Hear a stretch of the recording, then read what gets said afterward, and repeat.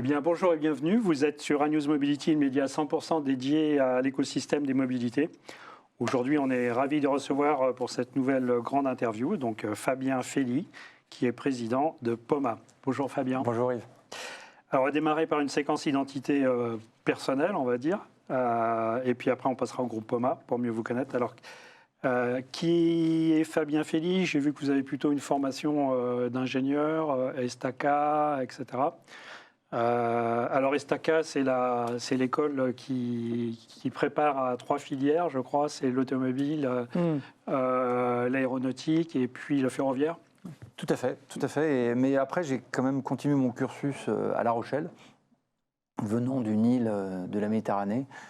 J'avais besoin de me rapprocher de la mer après un passage à Paris. Donc voilà, je suis parti à La Rochelle, à l'EXI, le IGSI, École Violet, EMI, donc c'est une ANSSI.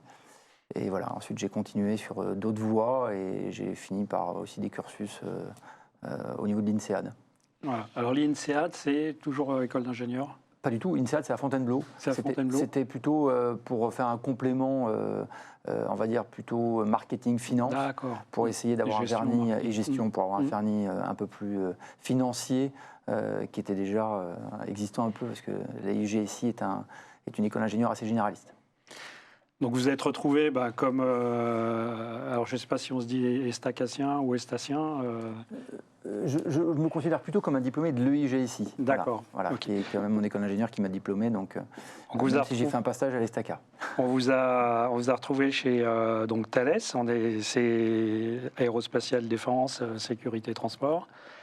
Après chez EADS, donc la filière d'Airbus, avec ses aéro aussi et défense. Oui. Et après, vous arrivez chez POMA. Donc, qui là, c'est pas du tout la même chose. On est sur la mobilité, et donc la mobilité par câble. Chez le numéro 1 mondial, on peut dire ça aujourd'hui ou pas? Oui, on peut le dire. On va dire après, heureusement qu'on a de la compétition et qu'on est dans un groupe, on va dire dans un monde où il y a de la compétition, donc on en parlera sûrement. Pour le faire vite, en effet, voilà, j'ai une partie de ma carrière dans l'aéronautique et la défense. J'ai vécu en Chine 6 ans avec mon épouse. On a eu nos premiers enfants en Chine, à Pékin. Et je suis rentré en France en 2008 et j'ai croisé Jean Souchal, à l'époque président de POMA, dans un voyage où on accompagnait un ministre des Transports dans une délégation internationale. Et j'ai fait connaissance de Jean Souchal, qui était président de POMA. Et j'ai rejoint POMA en 2011, en octobre 2011. Donc j'étais dans l'aéronautique, on continue à voler, on est un peu plus proche du sol et on est tenu par un câble. Voilà, il y a une sécurité. Il n'y a pas besoin de réacteur pour pousser. Exactement. Ok. Donc aujourd'hui, alors j'ai vu que POMA qui a été créé dans les années fin des années 50 par Monsieur Pomagalski. Donc c'était une société française et aujourd'hui, c'est en 2000, je crois, vous avez été racheté par un groupe italien. Alors je vais résumer ça. En 1936, Monsieur Jean Pomagalski fait le premier téléski sur l'Éclose à l'Alpe d'Huez. Alors démarrage, on considère que 1936 c'est le démarrage de POMA et on fêtera nos 90 ans l'année prochaine. Ensuite, il y a eu quelques grandes périodes chez POMA, la famille Pomagalski. Ensuite, il y a eu la famille Catiard, Gaston Catiard, Jean-Pierre Catiard. En 2000, Jean-Pierre Catiard décide de revendre parce qu'il n'y avait pas de suite dans sa famille.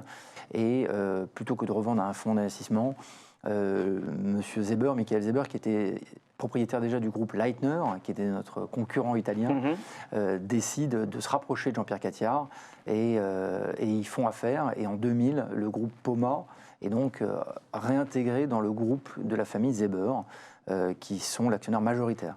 Donc ce qui est bien, c'est qu'on est resté dans un actionnariat familial. Donc on a une famille, on va dire 2 familles principalement, la famille Zeber et la famille Leitner, mais l'actionnaire principal est la famille Zeber. Et depuis 2000, en fait, on est resté, on est une société française. Nos usines sont sur le territoire français. Et justement, cette famille sud-tyrolienne a réinvesti énormément dans l'outil industriel français. Et on a gardé la marque POMA avec son identité, sa particularité, son ADN français dans un groupe qui est un peu plus large. Alors POMA aujourd'hui, Donc c'est uniquement du transport par câble, 2 personnes, et j'ai vu aussi un petit peu de marchandises. J'ai vu des machines sur des câbles qui portaient des marchandises. C'est quoi la proportion? Alors aujourd'hui, Poma, c'est quoi? Poma, on transporte on va dire, on est un constructeur, on est aussi un exploitant. On en reparlera dans quelques minutes, parce qu'on transporte aussi des gens et on est conducteur de câbles dans beaucoup de territoires.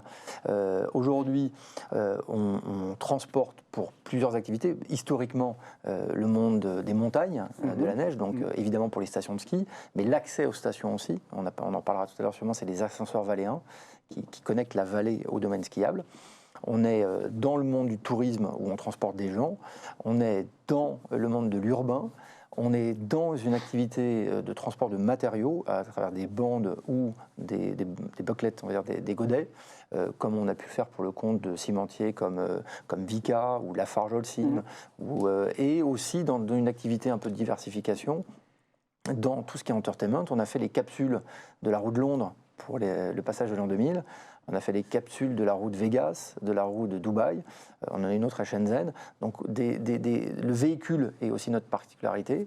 Donc on a vraiment une expertise câble, transport de personnes, véhicule. Et quand je dis véhicule, je parle bien sûr des véhicules aériens, mais des véhicules au sol. On a une trentaine d'aéroports dans le monde où on a des systèmes de shuttle automatiques. Pour le commun des mortels, l'Orlyval, par exemple, à Paris, qui est un shuttle automatique. Nous, on en a au Caire, à Miami, à Détroit, Minneapolis, Zurich. Donc, c'est des systèmes qui sont transportés par câble. Voilà à peu près la galaxie des produits de Poma. On a aussi dans notre groupe, dans notre galaxie du groupe, on a un fabricant d'éoliennes et on a été aussi en capacité d'être, le contractant pour des éoliennes onshore à la Guadeloupe pour le compte du groupe, pour le groupe Total. Voilà à peu près la diversification du groupe Poma. Et l'activité principale, ça reste encore le transport par câble en montagne ou... Alors, oui, et ça évolue. Alors, ce que vous appeliez de votre formule le transvaléen ou je sais pas, l'ascenseur valéen, c'est vraiment l'accès des vallées au domaine de montagne. Ça se fait plus en car? Alors, c'est bien si on le fait par câble, justement, ou par un autre moyen de transport, mais qui va réduire l'empreinte carbone du skieur. Non, l'activité montagne pour les stations de ski reste une activité prédominante et voire la plus importante pour Poma. L'année dernière, par exemple, ça a été une activité qui a été très importante pour nous en 2024. Aussi du fait qu'on a eu quelques petits bouleversements géopolitiques les dernières années et que l'activité sport n'est pas au même niveau qu'elle l'était en 2018-2019. Et à l'inverse, l'activité de nos activités en montagne en France en 2024 a été très importante. Alors vous faites de la conception, de la création et de l'installation, mais je crois qu'à l'époque... vous faites aussi, il y avait des gens chez Poma qui faisaient de la certification et puis du contrôle pour donner le feu vert aux stations, ou c'est indépendant maintenant? C'est indépendant. Poma, c'est un concepteur, réalisateur, mainteneur, exploitant. Je rajoute ce dernier mot qui est peu connu du public, c'est aussi, et on en reparlera, la certification et les autorités on a en France, on dépend du STRMTG, transport guidé, qui dépend du ministère des Transports. Donc en France, on a une autorité régalienne qui certifie l'ouverture au public. Donc c'est très cadré. Dans beaucoup de pays, il y a des équivalents, des autorités de contrôle. Donc dans tous les pays, je dirais, c'est plutôt cadré. Le transport par câble, souvent régi par les mêmes autorités, train, transport guidé. Donc on est plutôt cadré au niveau mondial et on essaye justement que dans des pays où on peut aller, où il y a peu d'autorités, de faire quelquefois des coopérations même entre le STRMTG et des autorités des pays d'accueil. Par contre, voilà, nous on est vraiment un concepteur, on est un réalisateur, on a une filiale qui fait aussi de la maintenance, des déroulages de câbles, de l'installation sur site. Et comme on en parlait tout à l'heure, on a depuis quelques années, dans le monde de l'urbain, pas dans le monde de la neige où nos exploitants sont nos clients, dans le monde de l'urbain, on a été amené à être l'exploitant, le conducteur technique des appareils. On a plus de 1000 personnes aujourd'hui dans le groupe Poma présents dans cette dimension. Et par exemple, vous exploitez où alors? On exploite aujourd'hui, alors il y a à noter l'exploitation commerciale et technique. Par exemple, à Saint-Domingue, on a plus de 200 personnes aujourd'hui qui démarrent tous les matins et ferment tous les soirs les appareils de transport par câble urbain à Saint-Domingue. Par contre, l'exploitant commercial, c'est d'un côté une société qui s'appelle Fitram et de l'autre côté le Métro, qui est exploitant commercial. On est aussi présent au Pérou, où on est une société où on exploite un câble touristique. On est présent au Caire, où on exploite plusieurs appareils, celui de l'aéroport et un projet à Galala. On est présent en Belgique dans une joint venture. Et on est présent en Algérie, où en Algérie, on a une joint venture avec l'État algérien pour exploiter tous les câbles d'Algérie. Ça fait plus de 600 personnes. Il y a environ 13 câbles en Algérie. On est présent à La Réunion, où on est l'exploitant technique à travers une JV du câble urbain de l'île de La Réunion, de Saint-Denis. Et on sera dans les prochains mois l'exploitant du projet urbain d'Ajaccio. Donc je n'ai pas tout cité parce qu'on a environ 1000 personnes qui exploitent.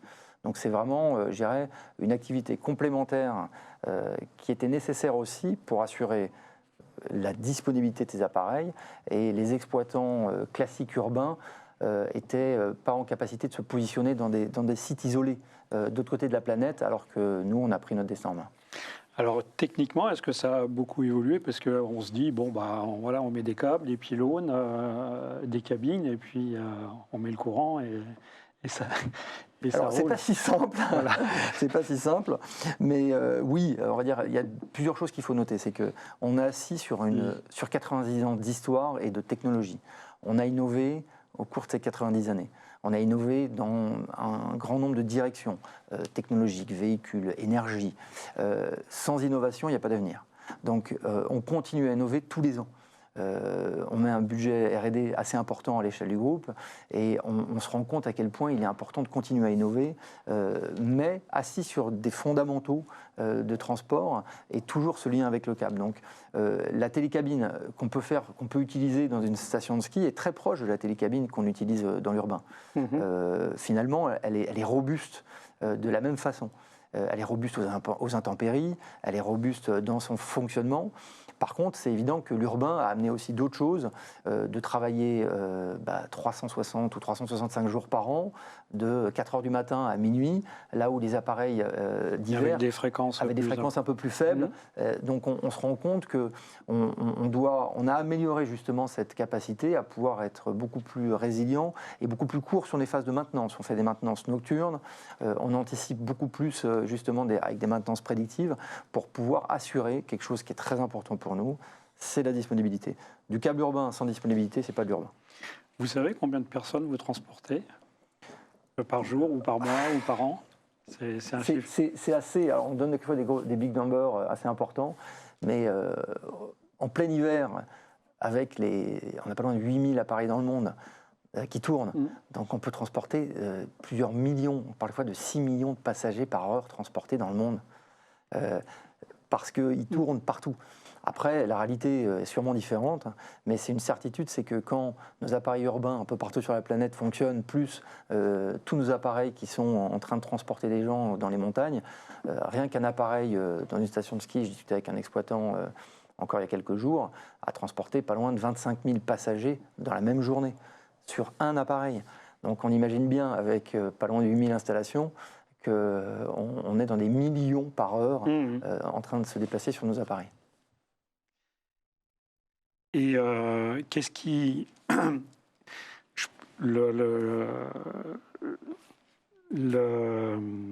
qui est le plus sensible, je suppose que c'est le câble. Je dis peut-être une bêtise, hein, c'est peut-être les treuils, les poulies, j'en sais rien. Mais c'est un câble, ça dure combien Parce qu'avec ces fréquences, ça tourne tout... C'est fini quand même, bon, c'est solide. Malheureusement, je ne vais pas vous aider avec des réponses simples. C'est qu'en fait, un câble, par exemple, et après je vais parler d'autres pièces importantes, mais évidemment la pince qui est attachée au câble est sécuritaire et critique. Évidemment, alors c'est l'accrochage par le dessus. Exactement, c'est l'accrochage qui tient le câble. Et ça passe, voilà, c'est pas la... Historiquement, ce que vous connaissez d'il y a 50, 60 ans, c'était des pinces fixes, c'est-à-dire qui restent attachées au câble, donc le câble tourne à une vitesse relativement faible, parce qu'en fait, à aucun moment la pince se détache. Une pince débrayable, qui est le plus commun des appareils aujourd'hui, la pince s'ouvre au moment où le câble, ou la cabine, ou le siège rentre en gare. Donc en fait, le câble continue toujours à une vitesse importante, 20, 25, 28 km/h. et il Oui, ouvre il vaut en mieux gare. que ça s'arrête pour que les gens puissent Voilà. descendre. Comme ça, monter. on descend, on embarque à des vitesses très très très lentes, et après on rembraye sur le câble. Donc ça fait partie de la partie la plus critique. Le câble en tant que tel, tout dépend de sa durée de vie en fonction d'une multitude de critères. La distance de l'appareil, plus l'appareil est court, plus le câble vivra moins longtemps. Plus l'appareil est long, et ensuite de son nombre d'heures, du nombre de véhicules, de la distance, du nombre de pylônes. Donc un câble sur un appareil relativement long, neige, il va vivre très longtemps. Un câble sur un appareil urbain qui tourne toute l'année sur un appareil dans une section très courte, il aura une durée de vie plus courte. Donc la réponse n'est pas évidente à donner. À noter que les câbliers, on achète nous nos câbles à des câbliers. Il y en a un qui s'appelle Arcelor par exemple, et ils ont progressé avec des câbles qui sont de plus en plus résistants, avec des parties un peu plus plastiques à l'intérieur du câble, qui permettent d'avoir une durée de vie quasiment doublée par rapport aux anciens câbles, et aussi de limiter la friction, donc limiter la consommation énergétique. Ils ont du Kevlar et du carbone dans les câbles, ça doit être quelque chose comme ça. Il y a aussi des fibres qui peuvent passer à l'intérieur du câble pour de la communication. Donc les câbles sont devenus de plus en plus intelligents. Ils sont de plus en plus chers aussi, mais en tout cas ils sont plus silencieux. Par exemple, un câble avec des parties en plastique permet de limiter les frottements quand on passe sur les balanciers. Et ça, pour l'urbain, c'est évident que c'est utile dans la nuisance sonore. Et qu'est-ce qui transporte la cabine moyenne au sport d'hiver? Alors je parle d'une cabine, je ne parle pas du télésiège. Par rapport au transport urbain, on met plus de gens, on en met moins, parce qu'apparemment ça s'use plus vite en urbain parce que ça tourne plus longtemps. Est-ce qu'on peut plus charger ou pas? Alors, encore une fois, c'est très proche. Les appareils urbains, les appareils neige sont très très proches. On peut avoir exactement le même type de configuration de cabine en urbain qu'en neige. En général, il y a trois grands types de technologies. Les monocâbles, c'est-à-dire en fait, il y a un câble avec une cabine qui va, je dirais, jusqu'à 12 personnes à l'intérieur. En général, en urbain, on a fait dans les cas en Amérique latine et dans beaucoup de projets, 10 personnes assises, 2 debout. Après, il y a les multicâbles, 2 câbles ou 3 câbles. L'exemple de Toulouse, par exemple, en urbain, c'est des cabines de 30 personnes à peu près. Tous debout ou il y a... Non, il peut y avoir une vingtaine de personnes assises et 10 debout. Bien sûr, il peut y avoir évidemment des PMR, il peut y avoir des poussettes, il peut y avoir des vélos. Donc tout ça peut rentrer dans cette cabine. On est vraiment le cas de Toulouse, on est dans des minibus en fait. Ça, c'est une autre technologie, toujours débrayable. Ça implique des infrastructures de gare beaucoup plus grandes. Par contre, à l'inverse, on permet de franchir des obstacles très importants. Avec une technologie 3S, on franchit la Garonne à Toulouse. Dans d'autres projets dans le monde, on peut avoir entre 2 pylônes plusieurs kilomètres, 3-4 kilomètres. Alors que sur une technologie monocâble, on est plutôt entre 2 pylônes, entre 300 et 800 mètres maximum. Voilà le type de technologie. Par contre, le type de véhicule, de 10 places à 30 places. Voilà. Après, on peut aller dans les téléphériques, comme on a à New York en urbain, ou comme on a au Vanoise Express entre La Plagne et les Arcs, où on a 200 personnes à l'intérieur. Voilà. Donc là, on est vraiment sur une autre dimension. Le Vanoise Express, c'est un Airbus A380 du transport par câble, à double étage, avec 200 personnes. Par contre, à l'inverse, on transporte 200 personnes. Par contre, la fréquence du nombre de cabines, il n'y en a que 2 qui font les allers-retours, alors que dans un cas comme Toulouse ou comme des monocâbles, il y a une multitude de véhicules sur la ligne, et il y a un véhicule qui arrive toutes les 20 secondes. Voilà. Alors justement, est-ce qu'on a fait le tour du potentiel d'installation ou je pense dans les stations de sport d'hiver, je pense qu'on a, je sais pas, je dis peut-être des bêtises, mais en Europe on a peut-être un petit peu, on a peut-être fait le plein. En revanche, sur le transport urbain, il y a des possibilités immenses qui s'ouvrent. Alors, juste pour les stations, pour revenir encore, les stations, aujourd'hui, on est dans un renouvellement d'infrastructures. Parce qu'il faut pouvoir emmener les gens l'hiver et l'été aussi avec des nouveaux appareils. Évidemment, dans les stations, il y a 2 sujets. Il y a le renouvellement d'infrastructures qui date des années 80-90. Donc on voit bien qu'il y a eu des grosses infrastructures à ce moment-là. On est dans des cycles. Et là, on remplace des appareils structurants. On remplace quelquefois 2 appareils, 2 télésièges par une télécabine. Évidemment, on fait de plus en plus de télécabines aussi qui sont multisaisons. Il y a aussi l'accès aux stations, on en parlait tout à l'heure, de dire comment on peut faciliter l'arrivée des skieurs en station. L'exemple historique, c'est par exemple le funiculaire de Bourg-Saint-Maurice, connecté à la gare qui monte au domaine skiable. Mais on en a fait un à Saint-Gervais cette année qui est connecté à la gare et qui monte au domaine de montagne de Saint-Gervais. C'est vraiment du transport urbain. C'est le même fonctionnement qu'un transport urbain. Il fonctionne de 5h à quasiment 10h du soir, quasiment toute l'année. Il transporte des écoliens, et des urbains et des skieurs à la journée. Donc pour répondre, voilà à peu près le marché du monde de la neige, de la montagne. Dans l'urbain, c'est évident que l'application câble peut s'adapter absolument partout sur la planète. On connaissait le câble à travers les premiers exemples massifs de transport par câble en Amérique latine, avec des centres, des coteaux de villes avec une connexion avec un métro, c'est le cas de Medellín. C'est un feeder d'un transport massif. Mais on voit maintenant le câble, évidemment, comme une solution de mobilité intermodale, mais partout sur la planète et sur des endroits plats. On voit de plus en plus de câbles dans des endroits plats. Alors justement, il n'y a pas besoin de pente, c'est juste pour franchir, par exemple, l'autoroute, le train, le voie ferrée, le canal, etc. Et on ne sait pas faire. Si on veut faire des ponts, c'est l'horreur, quoi. Si on veut faire des ponts, on recrée de l'infra au sol, on recrée de la mobilité au sol, alors que le câble, il est vraiment pertinent quand il franchit des obstacles. Il est chirurgical, on est vraiment en train de voler. Alors, on prend la troisième dimension, elle est soit souterraine avec un métro, soit elle est aérienne. Et on se rend compte que la troisième dimension, finalement, elle est pertinente parce qu'elle ne touche pas l'infrastructure au sol. On ne touche pas le terrain. On peut survoler des zones qui sont aussi des zones qui sont perméables. Et justement, en chirurgical, où en fait on a un pylône c'est 4 mètres carrés un pylône. Une gare, c'est 20 mètres de long. Donc on vole. Donc c'est vraiment quelque chose qui est pertinent à peu près partout sur la planète, vu que les villes sont principalement plates. Mais on en a aussi, bien sûr, dans des villes avec collines. Alors, deux cas concrets. Créteil, c'est vous qui le faites ou c'est Malheureusement, ce n'est pas nous, mais c'est notre concurrent autrichien, Doppelmayr. Et ce n'est pas votre concurrent français non plus. Enfin, je ne sais pas si on peut dire qu'il est concurrent, parce que je ne sais pas s'il a la même taille. Pas du tout. En fait, il en a. Voilà, il a peu fait de câble, on va dire qu'il est vraiment, il démarre. Donc vive la concurrence, encore une fois. Par contre, nous on considère, c'est vrai que Doppelmayr est un concurrent historique et majeur, mondial. La société. Je parlais du français MND. Oui, alors aujourd'hui, on va dire il est très présent dans le monde de la montagne parce qu'il a beaucoup de projets, de produits qui sont liés au monde de la montagne, des déclencheurs d'avalanche, des sécurités de piste, des choses comme ça. Dans le transport par câble, il a eu un démarrage, on va dire, et après il s'est repositionné avec une nouvelle gamme. On lui souhaite bonne chance et de réussir. Et encore une fois, vive la concurrence. On est présent dans ce marché-là, donc c'est qu'il y a un intérêt. Pour l'instant, il a priori pas encore présenté sa nouvelle gare dans un projet, et on verra bien. De toute façon, encore une fois... Et l'autre cas concret, Sèvres-Vélizy, c'est un serpent de mer ou ou ça risque d'exister un jour? Alors moi j'habite Vélizy, donc je sais que le maire de Vélizy il est à fond derrière. Celui de Sèvres il veut pas du tout parce que ça va passer sur 2 ou 3 immeubles.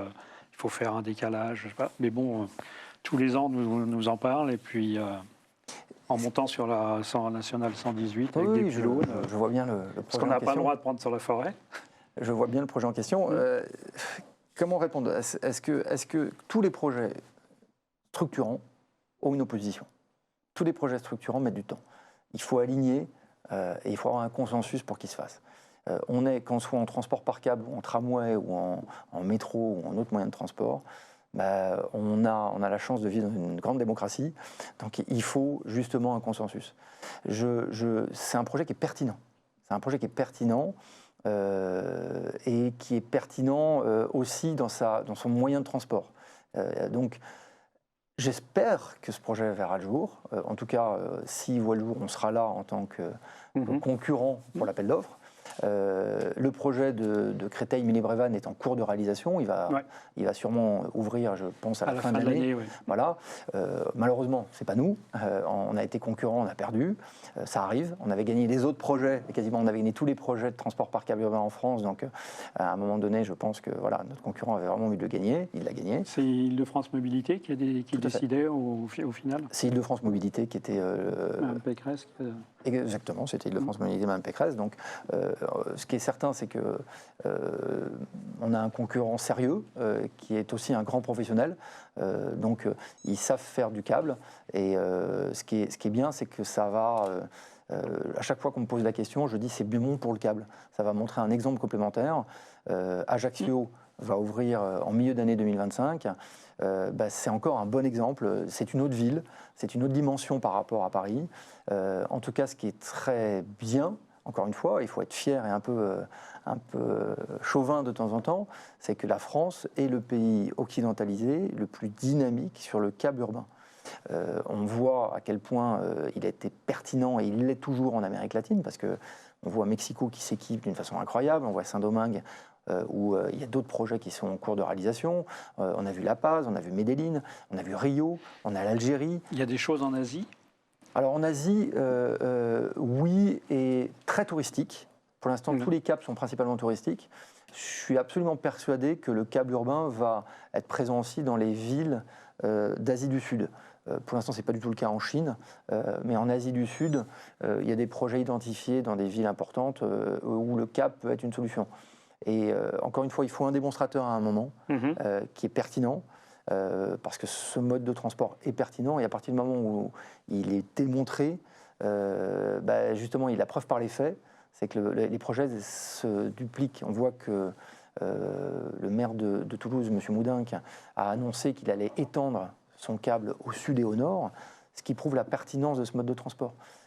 L'exemple de Mexico ou de Medellín, il y a eu une ligne en 2004, on en a 6 aujourd'hui, ce qui montre la pertinence, encore une fois. Donc je suis persuadé qu'en Asie du Sud, comme aujourd'hui on est en train de réaliser un projet à Madagascar, on se rend compte que ce mode de transport va rentrer dans les villes africaines aussi.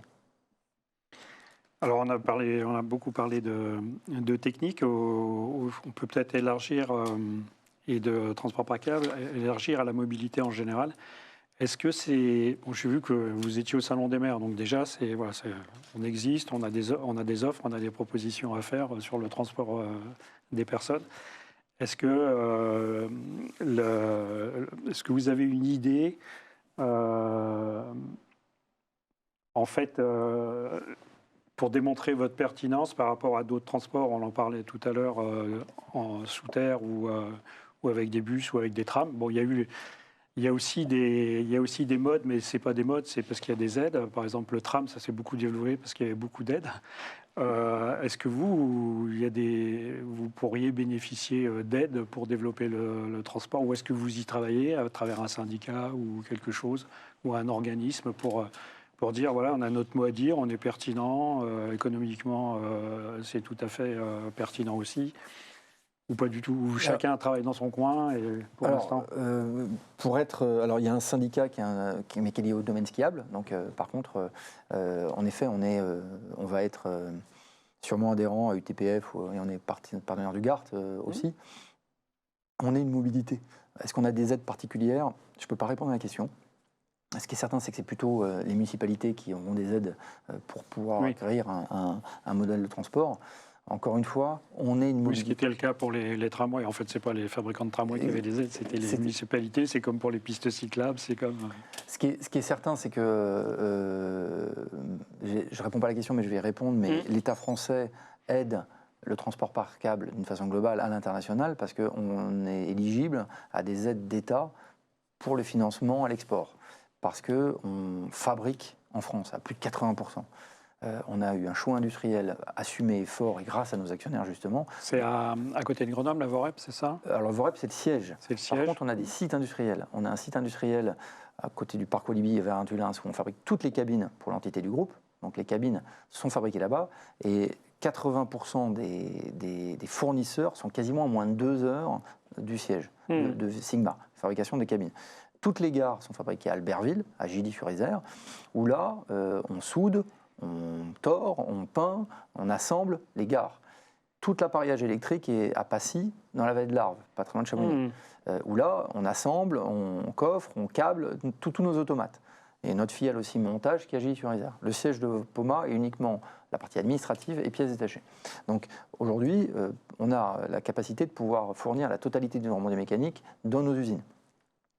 Donc l'État français nous supporte à développer le câble dans des projets, dans de la diplomatie économique.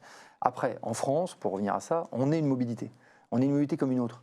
Aujourd'hui, ces exemples de Paris, d'Ajaccio, de Brest, de Saint-Denis, à un moment donné, ils font écho à d'autres maires.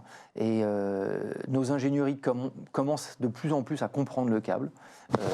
Egis, Artelia, Ingérop, Systra connaissent le câble de plus en plus, et comme une mobilité pertinente, complémentaire à d'autres mobilités. Je ne veux pas opposer le câble à un autre mode de transport. Le câble n'est pas bon partout, encore une fois. Par contre, il peut s'adapter dans toutes les villes du monde. Il peut être complémentaire. Il n'y a qu'une ville du monde qui la passe, par exemple, où il n'y a que du câble. C'est le seul moyen de transport, on va dire, réel, avec des transports un peu informels. Mais le câble dans une ville française, il est pertinent, encore une fois, dans son obstacle, dans une jonction, dans désenclaver une partie de ville. Il est inclusif par rapport à ça. Et donc, je suis assez confiant dans... Il faut que de plus en plus nos donneurs d'ordre, à l'échelle française, ils connaissent le câble. À l'échelle mondiale, c'est moins le cas. Il faut justement que les grands donneurs d'ordre, les grandes ingénieries, les grands bailleurs de fonds, la Banque mondiale, la BIRD, la BEI, l'AFD, alors l'AFD connaît bien le câble, mais ces grands donneurs d'ordre, qui sont en général en train de discuter avec des municipalités, pensent câble. Et ça, on a encore du travail. Ils sont bien câblés. Qu'on les câble un peu mieux. Alors si maintenant, si vous aviez sur cette mobilité, si vous étiez un petit peu devin, c'est quoi dans 5 ans ou 10 ans, alors sans nous révéler vos secrets dans les cartons, mais ça va évoluer comment par exemple, il y a des choses originales, c'est-à-dire en nombre de personnes, en fréquence, ça va évoluer comment le transport par câble alors, plus urbain, parce que à la neige, on connaît plus, mais en urbain, on ne connaît pas très bien. Et, bon, vous le disiez, je vous ai... Non, mais j'ai la réponse, vous inquiétez pas. Vous disiez, on peut être présent partout, ça dépend de... Voilà, ça peut être pour monter, ça peut être descendre, ça peut être pour franchir, ça peut être... On est opportun partout. Dans tous les cas de figure. Ce qui est sûr, c'est que le câble, il a un avantage évident. Alors, d'une part, il est chirurgical, il est résilient. Encore une fois, on voit à New York que c'était quasiment le dernier système de transport urbain qui fonctionnait au moment de la tempête, avec les inondations. Donc la question ne se pose pas sur notre maîtrise de la pluie, du froid, même du vent, parce qu'on est quand même très, très résilient en termes de vent. Alors j'avais lu ça, que le principal... la principale chose, c'était la glace, le givre et le vent, c'était pas très... Le givre, en effet, mais il y a des systèmes pour pouvoir évacuer le givre. Pour évacuer le givre lors d'une installation en montagne. Bon, du givre en ville, il n'y en a pas tant que ça. Du vent, oui, au-delà de 100 km/h, on commence à être dans la limite. De toute façon, c'est normatif. On ne peut pas aller au-delà en termes de fonctionnement, au-delà de 90-100 km/h. 100 km/h, c'est pas mal. Mais 100 km/h dans une ville, il y a beaucoup de gens qui sont rentrés chez eux. Donc, comme en montagne d'ailleurs. Après, le câble, ce qui est important, c'est qu'il est robuste. On est dans un moyen de transport absolument disponible, sûr, et on est un fonctionnement qui est un fonctionnement robuste de par sa conception historique, qui était de fonctionner à 4000 mètres d'altitude ou à 3005 dans des conditions difficiles. Donc on est vraiment un système de transport qui est robuste. Et demain, encore une fois, il va falloir qu'on aille encore plus loin dans... justement, la maintenabilité de nos installations, dans la disponibilité. Donc là, on travaille très fortement dans la disponibilité de nos installations, et on le montre par des exemples comme Toulouse, avec des disponibilités très élevées. Je crois d'ailleurs que le câble de Toulouse a augmenté la disponibilité globale des transports urbains, avec une disponibilité très élevée, ce qui montre la pertinence du câble. Est-ce qu'il est inclus à Toulouse dans l'appli locale Sûrement, oui. pour transporter, pour le Oui, transport? je pense que c'est la même carte qui est utilisée d'un point de vue tarification pour aller sur le câble. Après, des innovations potentielles qu'on voit, on a travaillé déjà depuis pas mal d'années dans des moteurs qui s'appellent les moteurs lents, les direct drive, qui permettent de baisser l'énergie. On se rend compte, nous qui avons fait notre analyse carbone en tant que Poma et qui avons pris des accords forts pour respecter les accords de Paris, on se rend compte que notre intérêt est de baisser la consommation énergétique de l'utilisation de nos produits. Donc on a proposé à nos stations, par exemple, de les aider à monitorer la vitesse, pour baisser la vitesse en fonction de la fréquence. C'est ce qu'on fait, on mesure avec des caméras pour essayer de baisser la consommation énergétique. Après, il peut y avoir aussi dans le futur, et on a travaillé à l'échelle du groupe dans une solution qu'on appelle Conix, qui est un véhicule câble qui se détache à un moment donné du câble et qui se pose sur un véhicule autonome. Donc ça peut être un mix de technologies, de dire à un moment donné le câble est dans un franchissement et on arrive dans une partie de ville qui est étroite, où le câble ne peut pas trouver sa place, on part sur un autre mode de voie. Et aujourd'hui, ça fait plusieurs années qu'à l'échelle du groupe, on teste justement cette interconnexion câble avec une autre cabine qui a été transportée, qui se pose sur un véhicule autonome et qui vit sa vie et qui pourra reprendre du câble derrière. Donc ça, c'est des mix de technologies qui peuvent être des options pour demain. On verra. Là, on est dépendant des véhicules autonomes, on va dire. Mais ce qu'on a testé marche très bien et le système d'accroche et de désaccroche et désaccouplement est en validation via le TÜV Sud. Donc c'est des exemples d'innovation de demain, en plus de toutes les innovations qu'on peut avoir intrinsèquement à son fonctionnement historique du câble. Et est-ce que ça peut être aussi sur la durée d'installation? Parce que quand on voit, quand Île-de-France Mobilité passe commande chez Alstom, donc il passe commande, et avec des délais, il y a toujours des pénalités, parce que les délais ne sont jamais respectés, ça prend toujours plus de temps, etc. Entre la décision d'une installation et sa mise en place, l'ouverture, j'ai aucune idée du temps. C'est un des atouts du câble, on va dire.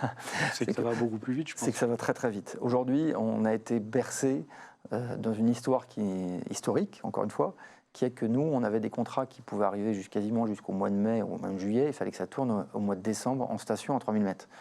Donc, on installe des câbles urbains dans des délais qui sont absolument records. Quand je dis record, c'est qu'on a pris des contrats en République dominicaine où en 14 mois, entre le moment de la décision et le moment où ils tournaient. Après, dans un projet français, il y a une phase administrative qui est beaucoup plus longue. C'est-à-dire qu'entre le moment de la décision et le moment où on peut commencer les travaux, il se passe minimum un an. Donc on est plutôt sur un an de délai administratif, plus 14-18 mois de réalisation. Mais quand même, dans une fenêtre de tir qui est très courte, on arrive à installer, faire fonctionner, réceptionner, ouvrir au public une infrastructure de transport public. Donc c'est là où la pertinence du câble est encore une fois, dans les atouts, c'est les obstacles. On est millimétrique, on a un coût kilomètre qui est absolument incroyable, des coûts de maintenance qui sont très bien maîtrisés, et on est dans un délai de réalisation qui est très court. Là où les finances publiques sont un peu plus challengées, on va dire, il y aura toujours besoin de mobilité. Donc, d'où mon optimisme sur le câble urbain. Et qu'est-ce qui vous énerve aujourd'hui, qui fait que des fois vous aimeriez que ça aille plus vite ou tout? C'est quoi? C'est la réglementation? C'est l'industriel qui travaille avec des collectivités et on n'a pas forcément les mêmes rythmes. Alors la réglementation, elle est nécessaire, elle est bonne, encore une fois. On est quand même un peu en l'air. Voilà, nous, notre base de tout, c'est la sécurité. Et c'est évident que c'est notre ADN depuis toujours. La gravité est toujours là. La gravité est toujours là, et donc la réglementation est bonne. Après, ce qui est certain, c'est qu'on se rend compte que sur l'aspect avant que le projet démarre, il faut sûrement progresser pour avoir des consensus importants pour des projets d'intérêt public et que, je dirais, les phases administratives avant projet, avec les enquêtes et tout ça, soient quand même faites dans une dynamique forte. Parce qu'entre le moment du début d'un projet et le moment où on peut potentiellement creuser, quelquefois il peut prendre plus de 10 ans, voire 15. Entre ces moments-là, la réglementation peut changer. Le monde a bougé. Peut changer plusieurs fois. Voilà, et le monde ne nous attend pas. Donc, par contre, à la fin du c'est dommage parce que tout ce moment-là, on n'a rien fait réellement de structurant pour les citoyens. Donc, il faut essayer le plus possible d'écouter, de converger. Il faut écouter toutes les parties parce que c'est une démocratie. Mais à un moment donné, il faut faire. Et nous, on est là pour faire. Donc, on peut accompagner le faire. Et après même exploiter s'il faut pour assurer que ça soit bien pertinent. Par contre, si on peut essayer dans un consensus global d'essayer d'accélérer dans ces vases-là, on est preneur. Alors on va finir, si vous voulez, par une question personnelle sur la mobilité. Vous vous déplacez comment au quotidien? Alors pour le travail, pour les loisirs, c'est quoi vos moyens de J'ai pris le RER A ce matin, en arrivant de la gare de Lyon. Il n'est pas tombé en panne. Il n'est pas tombé en panne. Alors, c'était dense. Ah, ça, c'est dense. Ah, bah, ça, à ces heures-ci, oui, c'est dense. C'était dense. Quand j'arrive à Paris, je prends le métro. Efficacité. Encore une fois, le temps est compté. Le temps est compté. Et sinon, à Lyon à Lyon, et dans la région lyonnaise Voilà, moi je vis sur Lyon, mais le siège de Poma est à Vorep. Donc je commute en voiture quasiment, alors pas tous les jours parce que je dors régulièrement sur place, ou je suis en région sur place, ou je suis de l'autre côté de la planète. Donc c'est évident que on covoiture de temps en temps. Mais c'est évident que j'utilise ma voiture, c'est impensable sinon. Pour aller aussi en station, quand je vais en station, j'utilise régulièrement la voiture. Par contre, je trouve que la solution pour accéder justement au domaine de montagne, train pour un Parisien, train plus ascenseur, est absolument pertinente. Et c'est surtout très simple et facile. Il n'y a que du plaisir après. Et il n'y a pas de... Si, il y a un funiculaire à Lyon, mais il n'y a pas de... Si, il y a de transport à câble Non. Pour monter à... Non, il n'y a pas de transport à câble. Il y a un transport à câble touristique à Grenoble. Par contre, à Lyon, il y a 2 funiculaires qui ont été justement rénovés par Poma il y a quelques années. Pour monter à Saint-Just et à Fourvière, qui sont touristico-urbains, on va dire. Il y avait un projet à Lyon, mais qui a été abandonné. Il y a d'autres projets dans les cartons. Ils sont aussi leur pertinence. Potentiellement.